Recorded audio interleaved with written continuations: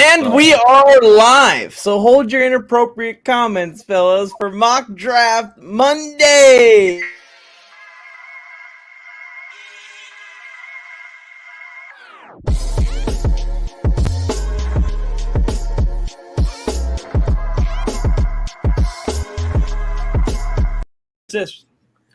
What's up, everyone? I'm pumped.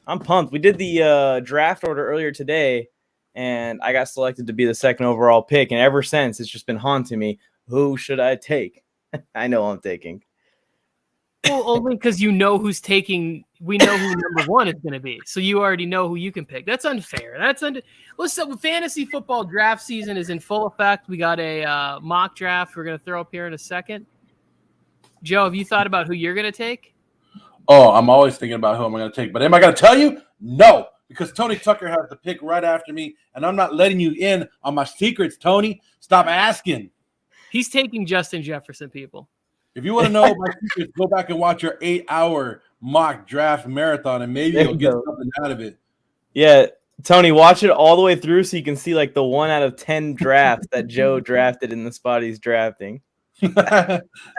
And you have to make sure which one of those 8 I'm actually was doing with my heart. The other ones I was just trying to see what if this happens, what if this happens. Trying to throw people off. Well, when you say the words, "Oh, I'm going to try this," then I can pretty much, suss that out. I mean, I'm no detective, but when you tell me in the video that I'm trying something, I'll take that as your word. Yeah. That's how I know you're taking fantasy football serious. When you're going to go watch the film of all the mock drafts that we've done on this network and go, Johnny Talks Sports did this, Therapist did this, Mike did this. You got a haircut because I had the same bet that Mike had that if the Chargers don't make the Super Bowl, then I'll cut my hair, and I had to cut my hair quick. The season hasn't even started, Joe. What is this? Clown and Mike in the first 5 minutes of the show. Welcome, everyone, to MJT Football. And the draft has begun. The therapist is picking number 1 overall in the other division, so he actually is in his spot as well. See, therapist cheats. He's been watching all the replays. He knows.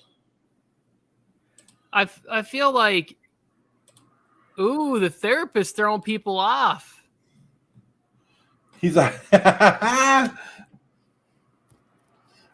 hey, but we were talking about this the other day, Tony.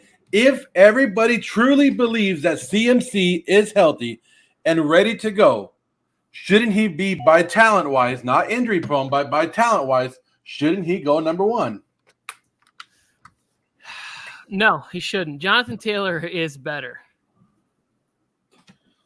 Talent-wise alone, Tony, Jonathan Taylor's better. Yeah. Not injuries. I think Jonathan Taylor's just better at everything and bigger and faster, and he's in a better situation. I think that Matt Ryan at this point in his career and Baker Mayfield are pretty much comparable ability-wise, but the big difference is what goes on between the ears, and I want Matt Ryan in that case. So if I get Matt Ryan without offense, Pittman back, another year, I just think the Colts offense is going to be too good, too efficient, too many opportunities inside the red zone for Jonathan Taylor to have another 20 touchdown season, potentially more receptions in the passing game. Give me JT at the 1 spot, no questions asked. What's up, E on the mic? How you doing? Haven't seen you in a while. Good to see you around here. Everybody, if you guys are watching and right now, just hit that like button, hit that subscribe button. You guys can help us go a long way. Doing mock draft Monday. Might be our last mock draft Monday, right? Because a lot of big drafts happen this weekend. If you, and then a lot of coming up this next weekend, because we're only 14 days away, if that, from football. The 8th, 10 days. 10 days. Woo! My days are all screwed up. I'm going to Vegas tomorrow, and I'm going to put money down on the Raiders. Raiders. Oh, Joe, it's illegal to burn money. You can't deface money like that. It's my boy Hoove in the house. I completely agreed with you, Tony, on all that Jonathan Taylor stuff. But then I talked to Piggy Bank Picks the other day in our weekly flag football game, and he told me that the king is the king. Draft the king at number 1 overall. So that's why I'm drafting 1 overall. Okay. No, you're not. No, you're not. What the? You've already Tony. drafted Jonathan Taylor first overall. I don't know how you keep getting these high draft picks. I can't get past 5. Well, Therapist telling me to put $10K down, Tony. that draft was before I talked to my boy Kevin. Oh, speaking of the Dolphins, Fins up. they in here. What's up, everyone that's tuned in? Please, come on, please subscribe and like the stream. Subscribe and like the stream. It's our fault for not plugging it and reminding you guys enough, but when we do, just please do it. Subscribe to the channel, turn on notifications, and like the stream real quick while y'all are here. Appreciate you for coming in and dropping that Miami Dolphins love. Who's going to be the first Dolphin taken? Any predictions? Tyreek Hill? It should be. If you guys need help learning how to hit the subscribe button, look at the bottom corner right here. Oh, Joe, you did that yourself? Just saying. Hoove is in the war zone of attrition. Look, Hoove, you got the number 5 pick in your set. In your division number 2, Division 2, number 5 pick. But yeah, hey, there's another bet therapist that I'm going to put down too. I think it's like, I think this. What is it paying? I don't forget, but it's the Dallas Cowboys making the playoffs. I'm going that they won't make the playoffs. So I don't know the bet details. I just know the Cowboys are going to lose. Either way, I don't care what they pay me. I'm winning that bet. So easy money. The Cowboys, man, they need to get some dances in the end zone. It's time to sign AB, bring him to Dallas. Michael Gallup, AB, and CeeDee Lamb. Then all of a sudden they'll win the division again.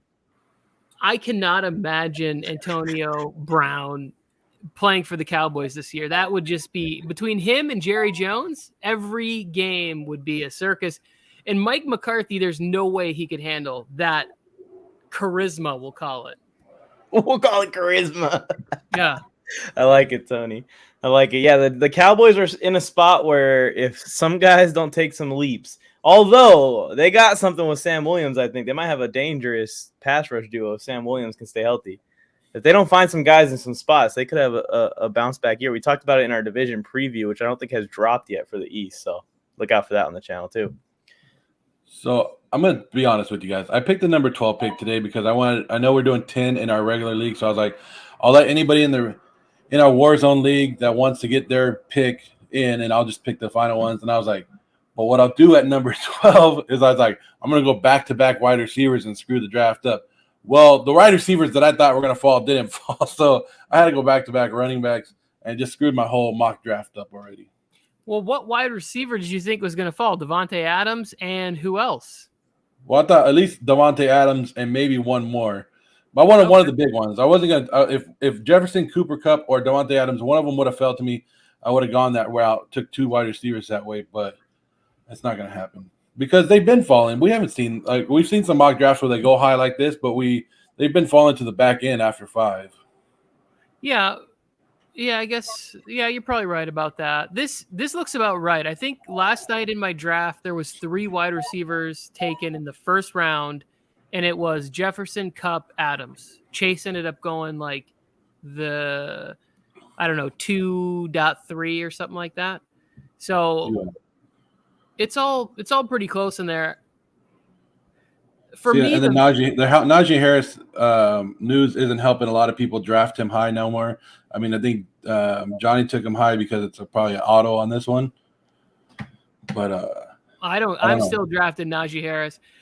There is no way for me to believe that they are going to put him out there in a preseason game if they thought this was a serious injury, Joe. Like, think about how foolish that would be if they thought this was something that was going to be to linger or get worse or whatever, that they would have let him have those reps. Yeah, and I was surprised with the Steelers yesterday. They had a bunch of their guys out until halftime. I was like, what are you doing? And then TJ Watt took that chop block too. So they had a bunch of their starters out there, and Deontay Johnson, TJ Watt, and Najee Harris are banged up going into the season now.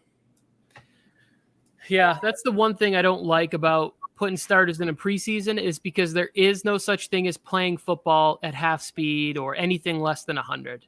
Like you just can't play a violent sport and be like, oh, well, I'm just going to get out there and get a little bit. It's not like a pickup game in basketball where you can kind of just get out there, get a little sweat going, whatever. The physicality of football forces you to be playing at 100% or there's a high risk for injury. So I don't and people are always like, well, it's preseason football, and they got mad at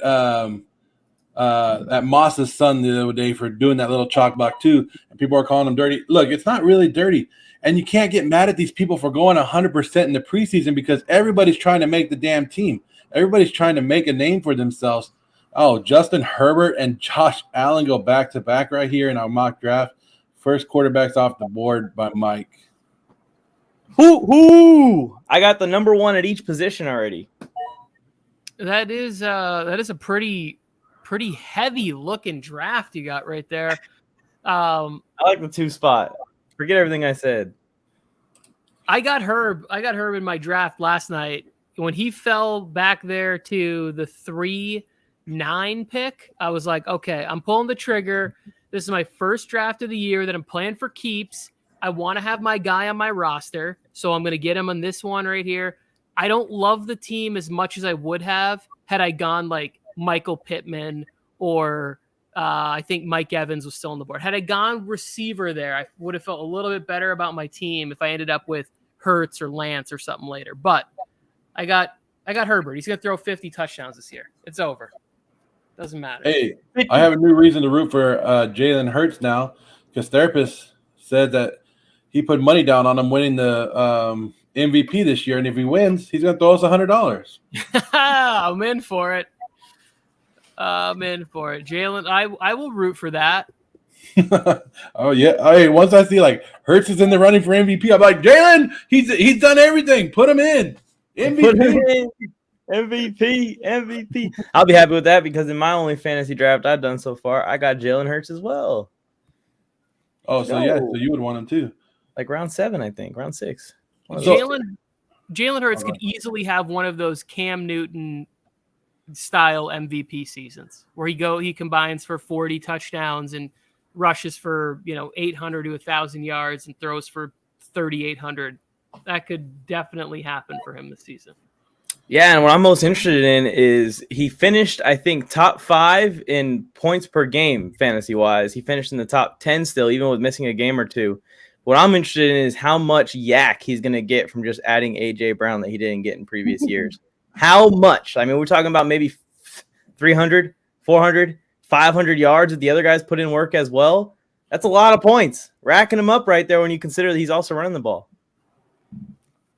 Well, I think all the other guys, too, if they're getting in single coverage, that gives them a better opportunity to get yak at the same time. So this offense, to me, just feels ready to go. Like, they even already started addressing the future with the Cam Jurgens pick. They're already like, hey, I know we have an all-pro center in Kelsey. He's only maybe got 1-2 years left. Let's draft his replacement so we don't even skip a beat with Jalen Hurts. Yeah. You just keep the O-line strong straight into the second era of O-lineman in Philly in front of Hurts. Yeah, Hurts, as long as he isn't miserable this year, I think he really can establish himself as a long-term option for them that they may be interested in re-signing for a deal because he's obviously not going to demand elite money, but he's playing at a good enough level where if the team's stacked, maybe they could find some success. Mike, you need some tires? Los Baños. No, I don't need any tires, especially from a Raiders fan. I would never come to your business. If I need some tires, but I can't drive all the way down there. If I pull up to a tire shop, even if my tires are blown out and I see a Raiders sticker in the window, I'm leaving. I'll be pushing my car to the next tire shop. He's going to make you a great deal, Mike, because you're a Charger fan. Double the price? Double the price. Double the price. I'll go into the tire shop and act like I'm interested in your tires and then start popping all of them. Ooh. They all come with like little pirate patches. The refurbished tires. We'll see Mike we'll see Prison Mike come out. One last quick story about Jalen Hurts was last year when we're on a show, we're giving fantasy advice, and then Joe Morley goes, "I just traded Jalen Hurts. I can't take it. He gets all of his fantasy points in the fourth quarter," and we're like, "It doesn't matter when he gets them. Like, As long as he how gets are we going to give these people advice when you're trading away the top quarterback in fantasy because you're angry that he gets his points in garbage time?" Which I don't think will I be can't the case. take it, Tony. I can't take it. Every Sunday when they're playing fantasy football, Sundays, and you're sitting there, right? And you do the same damn thing. Don't act like you guys don't. You check your phone after every play, every 20 minutes. You're checking like, am I winning? Am I winning? And when Jalen Hurts is continuously putting up 0 points, and at halftime you're like, this mother putting up nothing at halftime, and then all of a sudden 30 points later at the end of the game, you're like, whew. I can't take that, Tony. I got a lot of problems, and I don't need a damn heart attack just because Jalen Hurts wants to wait till the second half to put up some points. I get what you're saying, but I had Jalen Hurts as my number one QB on a team that I went to the second round of the playoffs, and if it wasn't for a completely irresponsible Urban Meyer, and he could have just got a semi-functional Trevor Lawrence, I would have won the war zone of attrition last year. I fully believe that. Darren Waller going to get paid, guys. What you guys know about that? No, it's good. Yeah, maybe the hamstring. I bet the hamstring all of a sudden is going to feel better by week 1. $16 million little hammy rub down. So therapist was at an Eagle game. He almost got hit by a car. It turns out to be that it was Jalen Hurts' mom, he said, and he got to meet her. So nice lady. If you're going to get hit by somebody, at least let it be a star player. At least there's a good story out of it. You don't want to. And then I'm not gonna ignore this one. No, we're not gonna do any more mock drafts today. We always do one on mock drafts Monday. Mike, are you doing yours? Are you TikToking, Mike? We have the TikTok up, but I'm not gonna be doing any mock drafts tonight. Busy day for Mikey. Salty this would be. Mike today. This is my third show of the day today, Tony. This is a 2021 fantasy football salt carryover, Tony. Jared Judy. Yes, I will this evening start doing my mock drafts.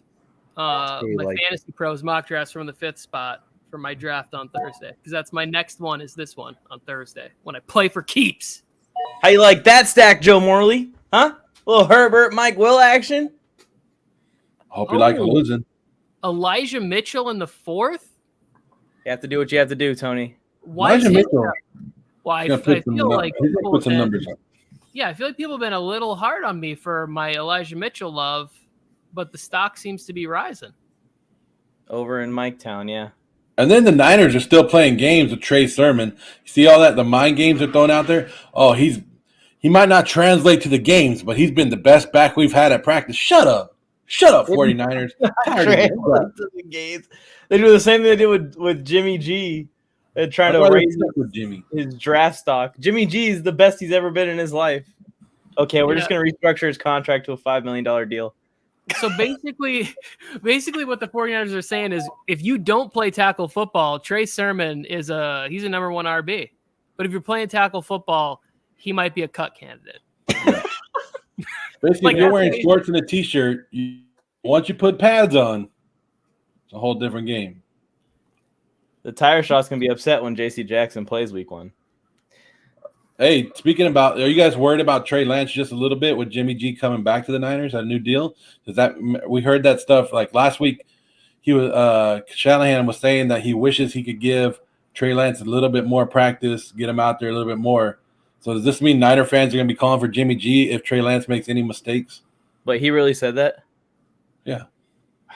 So this is I read it on the internet, Mike, and everything on the internet is 100% facts. They traded 3 first-round picks for the kid, and they won't play him. Jesus. Here's the thing. They're going to say all the right things to give him confidence. But if it starts to go south, you know that they want to win games. And they have a lot of veterans on that team that don't have time to wait for Trey Lance. And if they think they can win games with Jimmy G, they're putting him in the game.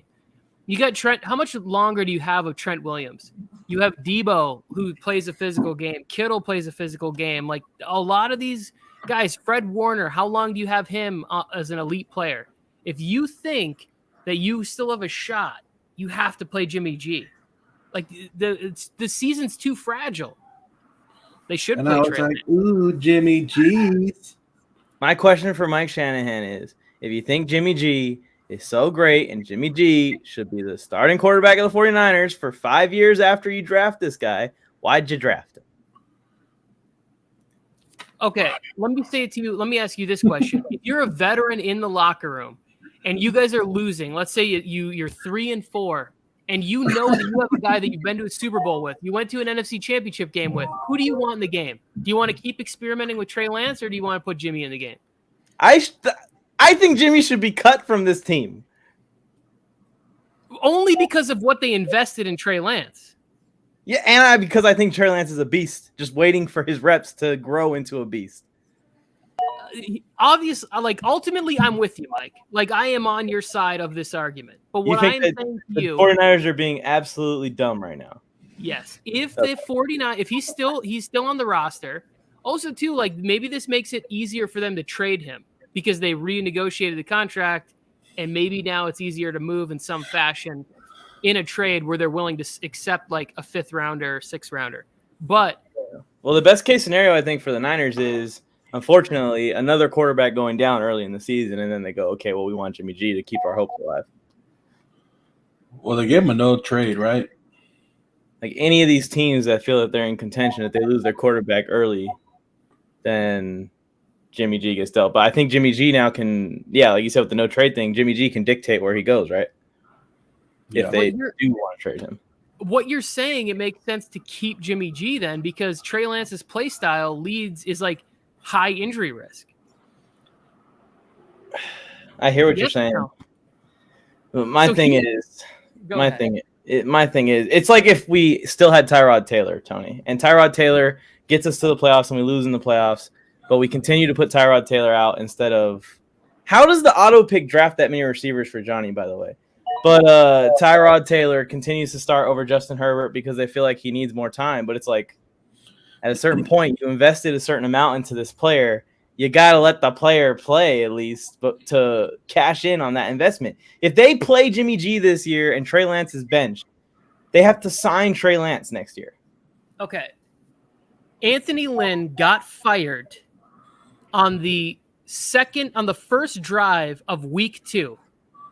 When Justin Herbert went down the field and scored a touchdown against the Kansas City Chiefs after like getting no first team reps or doing anything, you know that they were like, wait, they evaluated this kid as not being ready to go out there on the field, and he just hung in there with the division-winning Kansas City Chiefs. Imagine if Herbert would have gotten all the first team reps, all off season, all off whatever. Nobody thinks Trey Lance was ready to go last year. He was playing like Division 14 football. Like when they didn't have enough players, they put like a barrel out there, and that was your left tackle or right tackle. Like, give me a break. I understand last year, but I'm talking about Trey Lance playing his first snaps of football in his 3rd season. I feel like that's some super 1990s stuff right there. No, he wasn't ready. But also, I know what Anthony Lynn was doing, Tony. Anthony Lynn was going to unleash Herbert at the end of the season to save his job. Yeah. He was going to keep Herbert out, and then in like week 12, when we lost all our games, we're already out of the playoffs, he would have put Herbert in, and they would have been like, oh, we got to give him a chance with this young guy now next year. But it didn't work out that way. Now did it? No. Instead, you got exposed for trying to do that, Anthony Lynn. But you're a great guy. I'm just feeling salty about football right now. Are you going to put somebody down and be like, but you're a great guy. But you're a great guy. Tyrod Taylor would have kept them in an annoying spot where they wouldn't have been able to do anything about it. Yeah. It's Tyrod Taylor. That's what he would have done. He would have middled around 8-8. But that drive is what got Anthony Lynn fired. That game in general, week 2, it was like, oh, you have had a time to evaluate these people, and you chose the safety of your position over going with somebody that you saw every day. Or if he would have gotten first team reps with Keenan and Mike and Eckler, and the first team offensive line was kind of garbage, but you chose to put out Tyrod Taylor, to put a veteran to try and win some football games. Not just a veteran, a personal friend of his also on top of it all. So They had success in Buffalo. They had a good run. That's when he got the T-Mobile moniker and made the playoffs. Mm-hmm. I love Tyrod Taylor. It says Me so too. right there. Right there it says. Moral of the story: trade or cut Jimmy Garoppolo, please. anyways, question for you guys. Yes. Answer. Antonio hit 1, 2, 3, 4, fifth round today. Is his value up now after the bad news to Robinson? It has to be, right? Like, there's no way that it can't be up because the guy who we all thought was going to maybe steal his job or at least He lead stole the job. I think the guy had already stolen his job like an hour before it They happened. named him as the starter like a little Yeah. bit before it happened. Yeah, so it's one of those things where next man up, and it could have been anything. It was a gunshot in this case, but like we see this all the time where people get jobs, they do things. Etienne was moving in on James Robinson the year before, and he gets to Liz Frank. Like every year, there's going to be something that allows somebody else to propel forward. And now the price tag just went up, Joe, because I got Antonio Gibson in that dynasty and or in that keeper league. And I looked at your squad. You could use Antonio Gibson, so I'm coming for that second round pick. Yeah, but Robinson's going to come back, right? I mean, how long does it take to heal from a gunshot incident like that? I don't know how bad or severe his injuries are. I don't know. I don't want to speculate on Robinson's situation. I saw there was 2, and it was 2 like the lower extremities. So it's probably at least half the season, maybe more. I don't know. I mean, but like, what if it didn't hit anything? What if it was like through and through on flesh or something? Yeah, then he just needs to heal the wound, right? And then he'll be okay. We'll see how much more news comes out, and that'll determine where Gibson lands in these drafts. Man, I'm bummed because Rose had just drafted Robinson. I had just drafted Robinson because we thought this kid was about to explode on the scene. I was about to change my Rookie of the Year pick. Yeah, and he gets basically his whole Rookie of the Year season taken away from him over something that he had no control over. It feels like. The crazier thing feels like a blemish on society. Like, why? How do we live in a world where like people are still getting carjacked and shot and whatever else? Like, just I don't know. Get a bus pass. Why are we robbing folks? Take the train.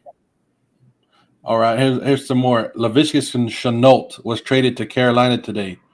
Whose value does it help more? Does it help him in Carolina, or does it help with your guy Christian Kirk down in Jacksonville?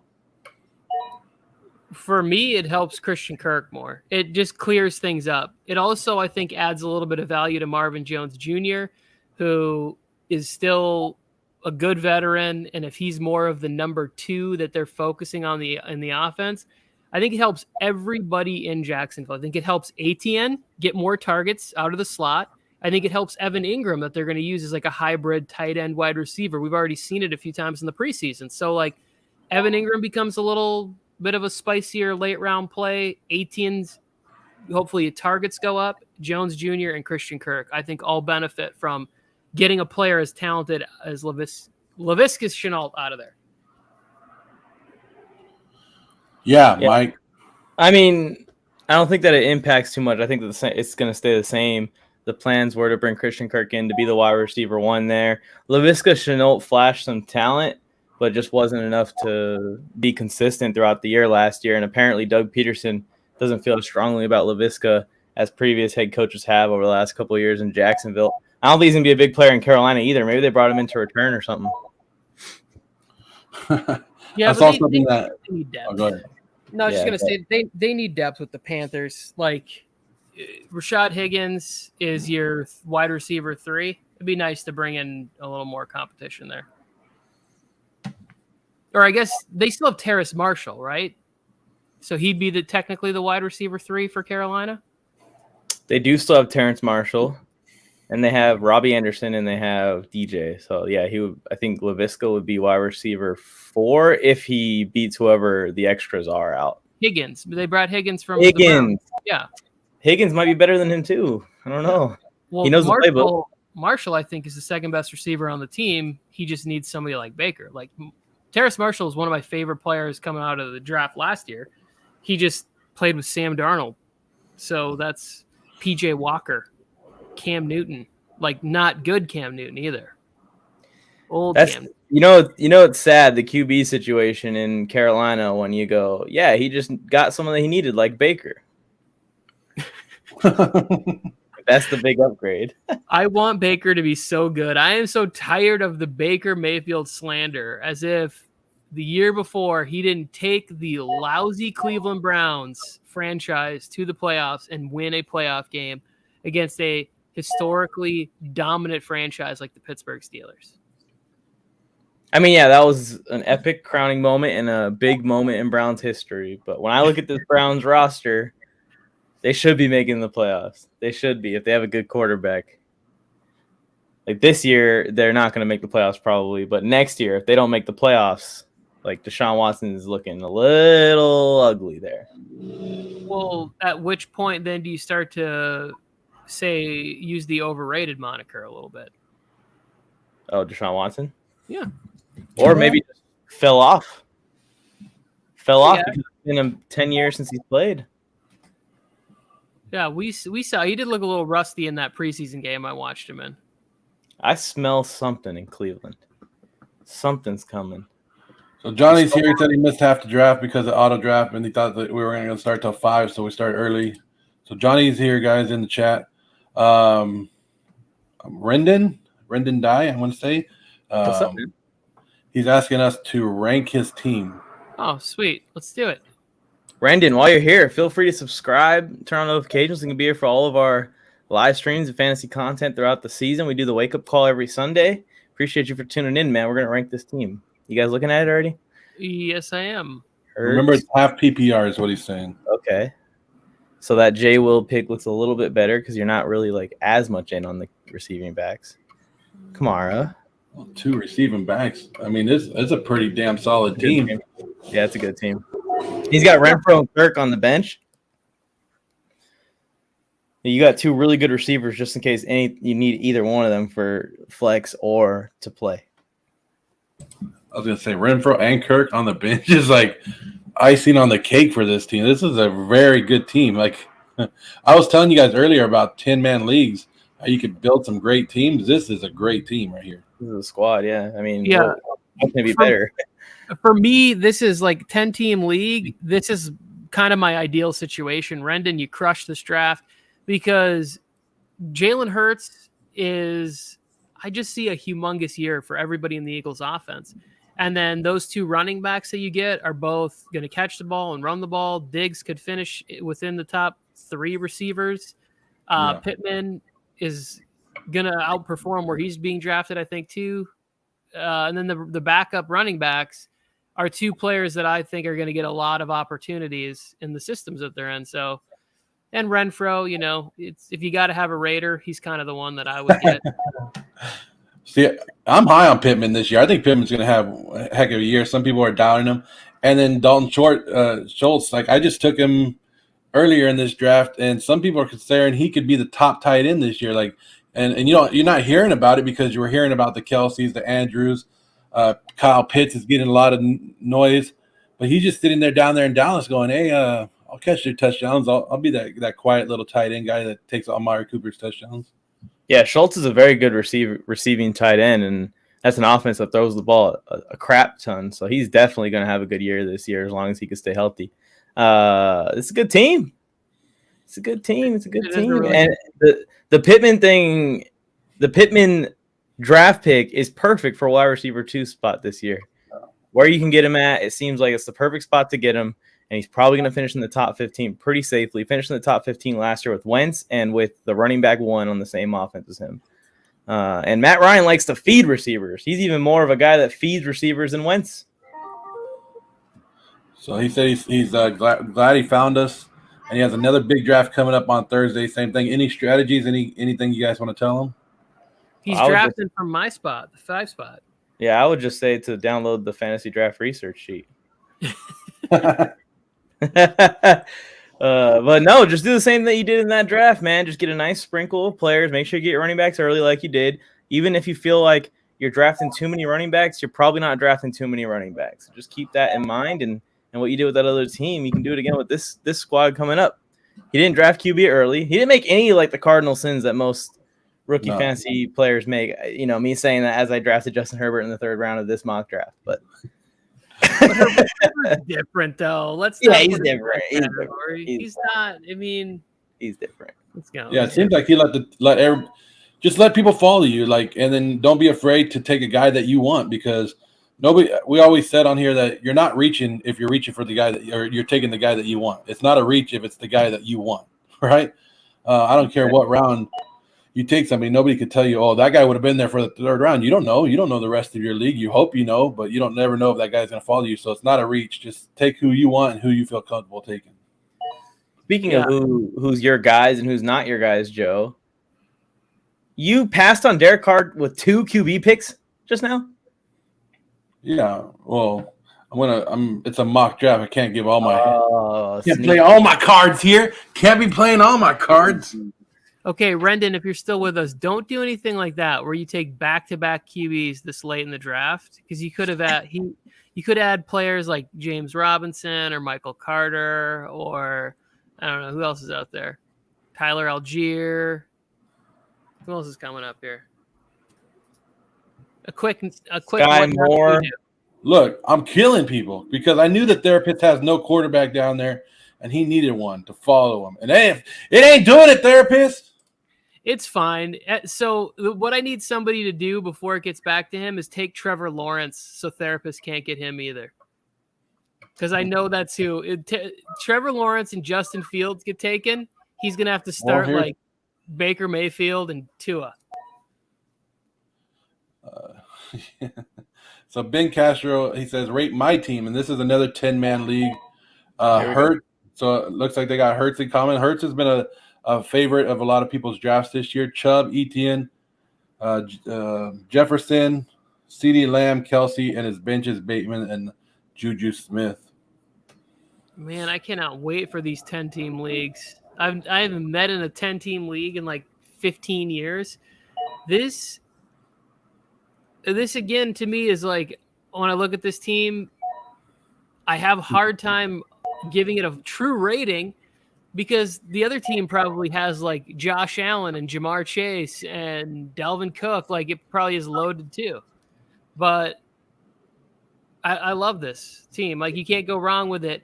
What if Chubb jumps up to 18 carries and more passing, more targets in the passing game this year?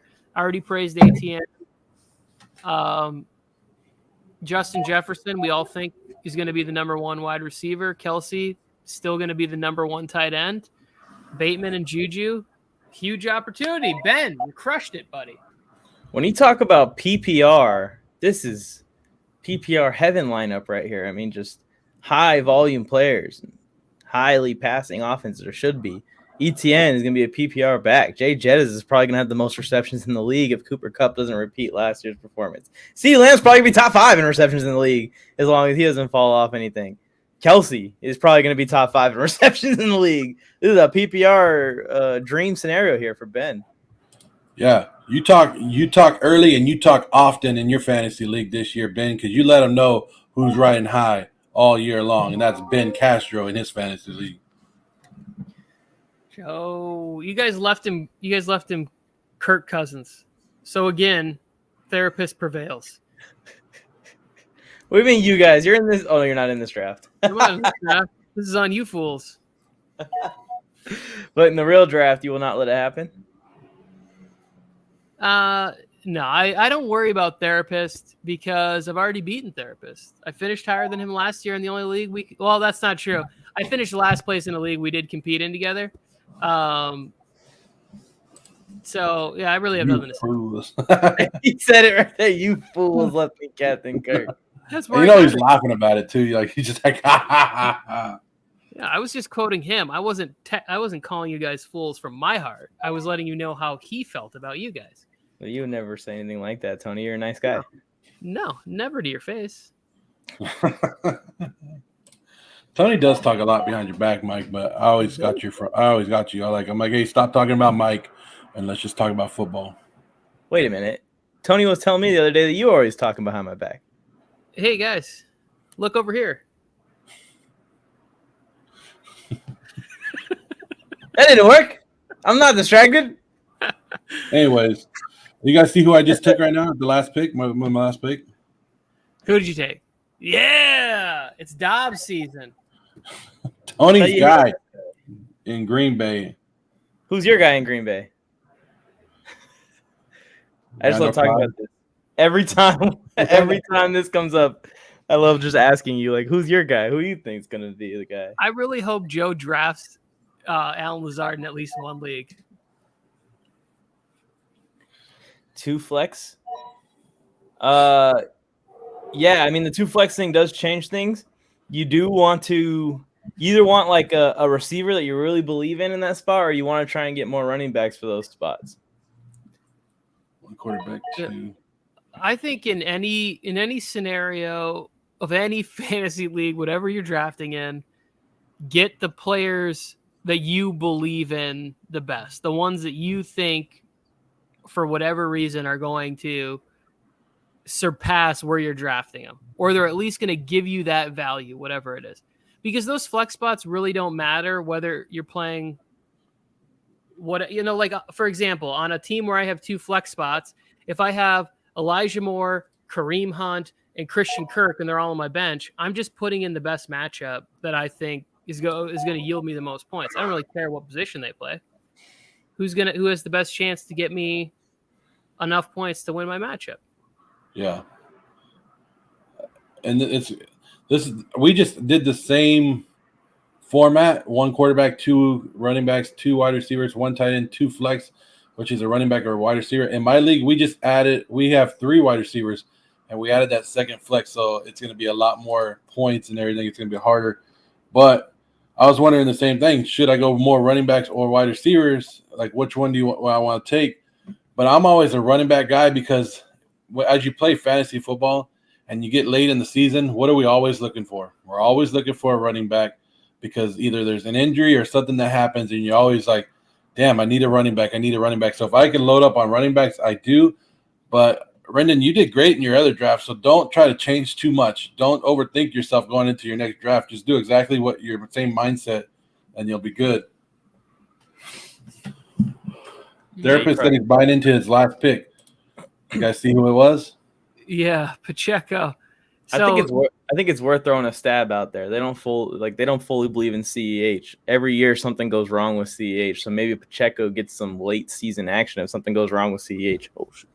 So quick, this is just for you guys because you know him. J Funk drafted Isaiah Pacheco in the 6th round in our draft yesterday, and the computer goes, "Wow!" And the whole league just busted his ass up because it's like, wait, why are you drafting this? He's like, I got a feeling. It's like, this is why you lose every year because you're an idiot.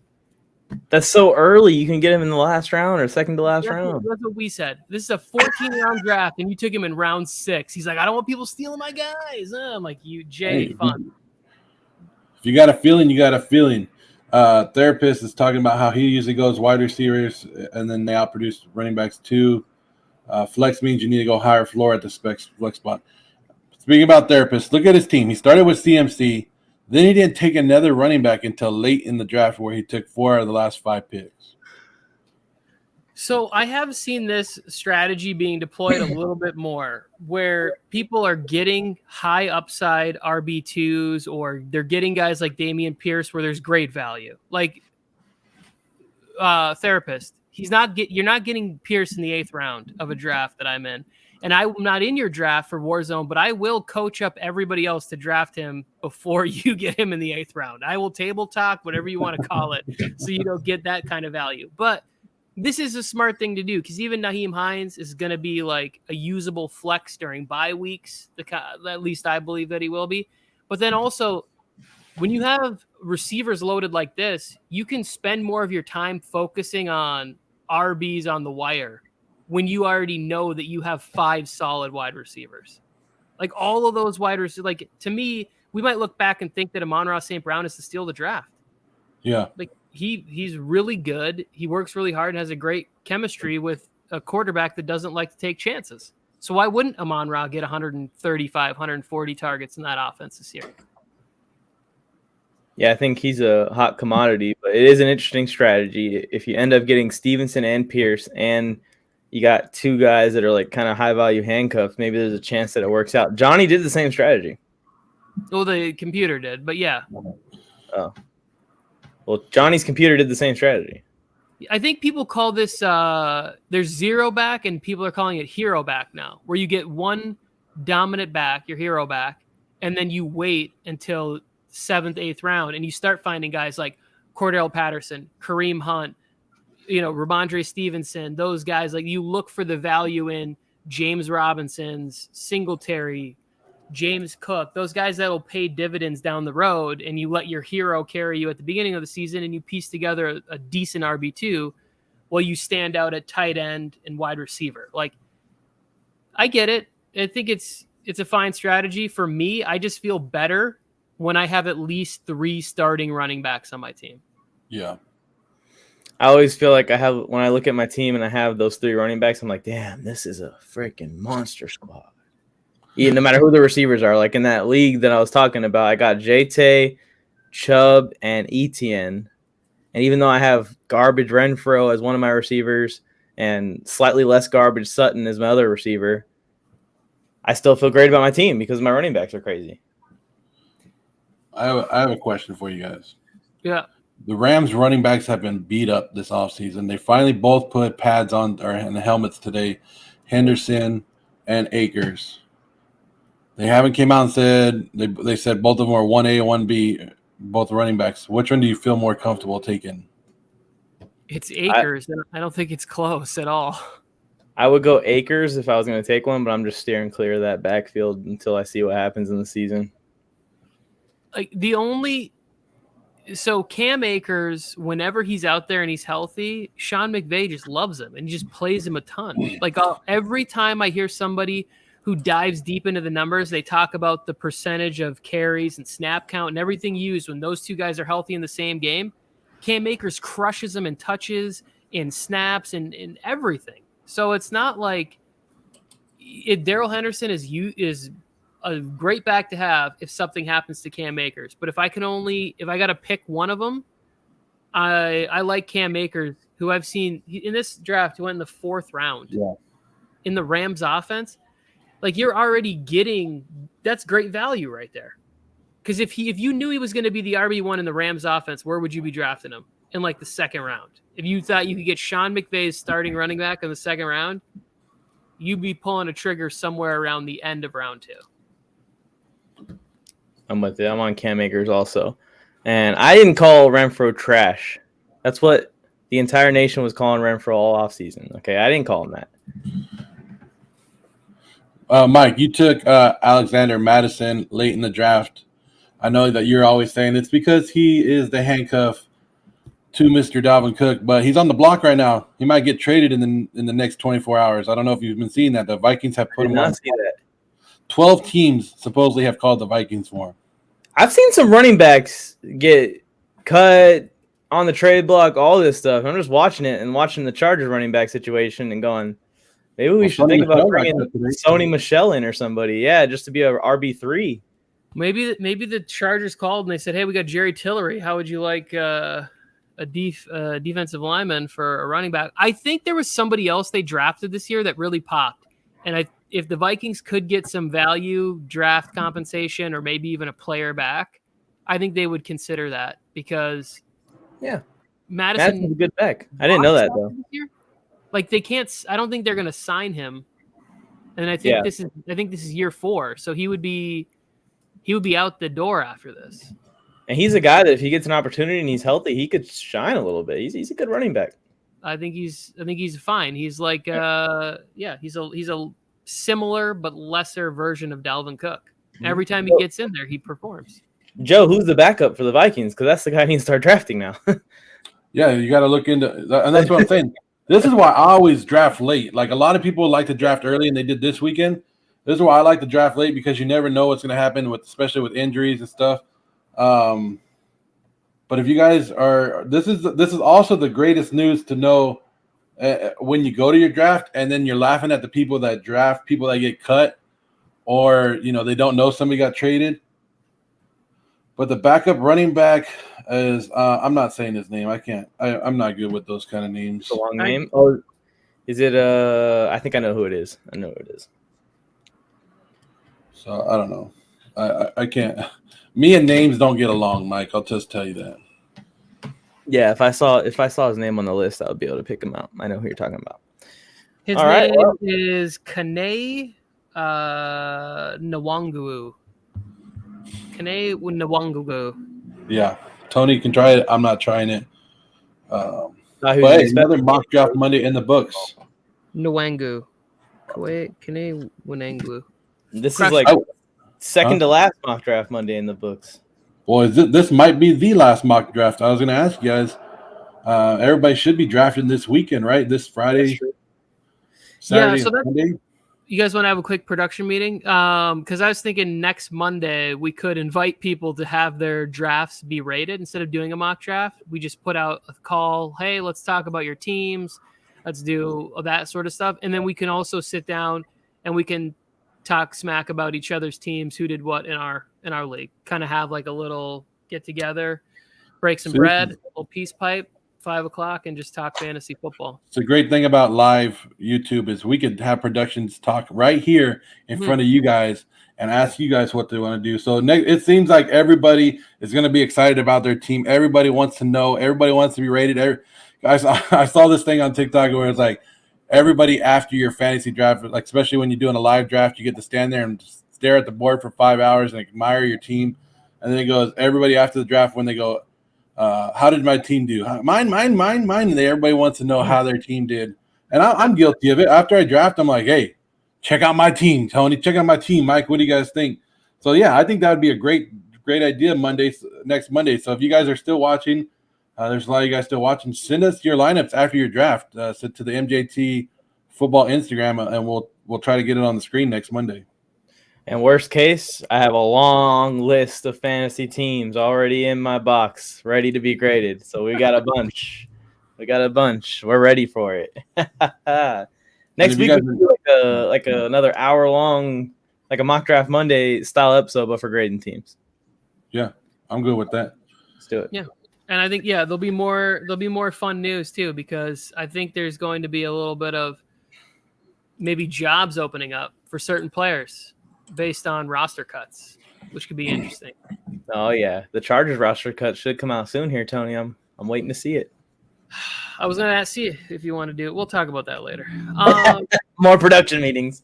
Yeah, more behind the scenes. Basically, production meetings go like this. Tony, what do you think? And then I throw something out, and they go, yeah, whatever. Let's go. Come on. Yeah, just do it. Just do it. Yep. Alex is in the house. Alex White Leather. I was gonna be like Alex Leatherwood. No, cut it. It's cute, dog. Wait, hold on. What is that? Hold on, Alex. I'll get to your question in a minute. Hold on. Oh, I'm sorry. I'm just trying to get a more proper discovery of what is going on with your fantasy football team. I was like, what is that? Come on, Tony. What are those? This is how we do it. You got to get smarter, and you don't. Joe, where's your glasses? You put glasses on. Get your glasses, Joe. I just got sunglasses. 12 teams, QB, half-point PPR. Aaron Jones and ATN for Kamara and Mac Jones. Who do you want? I feel like I don't want anything that involves Mac Jones. He's got. Oh, this is a trade. Who are you getting, Alex? Yeah. I would do this deal though. I think. I'm thinking I might do it. I think Kamara's better, right? But Mac Jones over Aaron Rodgers? I don't think Aaron Rodgers is a hot commodity. Like, you can find someone that's going to score similar to Rodgers. Bill Belichick had him throw 3 passes in a game last year. I'm not saying Mac Jones. You can just cut Jones and pick someone else up. Sure, I hear what you're saying. Getting Rodgers. Check and see if. Oh no, don't do it. Don't do it. Okay. Keep Kamara. I would just look on your waiver wire, unless it's a super deep league. You might be able to find someone like a Derek Carr or a Kirk Cousins. If I would do the deal, maybe if you can get something other than Mac Jones, like Why do you have to take a quarterback? What else? What quarterbacks are sitting on your waiver wire right now? Maybe you can get something else besides Mac Jones. No, this person is trading Mac Jones away. That's why I'm saying, like, they're saying I would get Rodgers and Etienne, and I'm saying do that deal. I get that Aaron Rodgers did lose Devontae Adams. He's still the 2-time MVP. I can't believe. Why am I sticking up for Aaron? I hate it. Alex, who's your other starter? It's a 2-quarterback team. Who's your other quarterback? Okay, so now that changes things. It's 2 quarterbacks. I'm trying to see where Rodgers finished last year. If it's 2 quarterbacks and you can bring in Aaron Rodgers, I'm probably doing it. Rodgers was not a QB1 in fantasy football last year. I honestly, guys, I don't understand why we're still talking about this. People are leaving because they're like, they have not said the easy answer, which is Aaron Rodgers over Mac Jones in a 2 QB league. Oh, you had Mac Jones and Tua? You had Mac Jones and Tua? Oh, yeah, you pull that. I'm just saying that. Accept that deal ASAP. Now. Don't wait on it. Go hit accept right now because you're going to have Mac Jones and Tua going into the season. Mac Jones and Tua? What's wrong with Tua? Tua's got a loaded offense. He's about to have a breakout season. He'll do a 50-yard curl. I would. That was a funny tweet.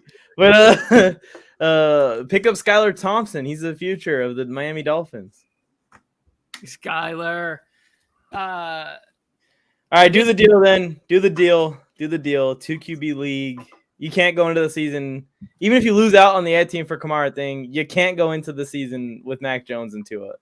You got 2 bottom 16 guys, which is not good. Do that, yeah. I don't care who the rest of your team is. If it's 2 quarterback league and your 2 quarterbacks are Mac Jones and Tua, it's a long season, I think. I don't think Aaron Rodgers is your savior either. You might want to shop around elsewhere too. I don't think Aaron Rodgers is going to finish in the top 10 this year. But if I can have Tua's going to have some big weeks. Just naturally this year, there's too much talent on that offense. Raheem Mostert just got some space cleared because they cut Sony Michel. So now he's got easy dump offs to him. That guy's a burner. That's a ton of yak. And Tua will be fine, just inconsistent. And it's Aaron Rodgers, won back-to-back MVPs. We tried to put dirt on this guy. He's going to be fine. He's an all-time great. He is. He's the 3rd best quarterback in Green Bay Packers history. Maybe I was too harsh. 7th best quarterback of all time. Maybe I was too harsh right there. But Mac Jones and Tua? Mac Jones and Tua? Anyways. I love it. Let's get out of here. These people had another enough great mock draft Monday, guys, on the MJT Football Network. Hit that. I said network, huh? MJT Football, YouTube. Hit that like button. Hit that subscribe button. Help us out, guys. We're going to be around every Sunday for fantasy football wake-up call. Also, the fantasy football speakeasy where you guys got – what do you got to do, Tony, to get in? Knock twice. Knock twice. That's the code to get in. We'll give you all the latest ups and data information on our fantasy football. Anything else before we go, guys? I think that's it. Just stick around and keep an eye on the page. This is why you should have notifications on, obviously, for these division previews. We're rolling these things out like maniacs. It's like 1 every 2 days for all 8 divisions. You trying to turn the volume down on me or something? What is this? Tony looking like my grandpa. It won't work. No, pretend like you're reviewing film on the back wall.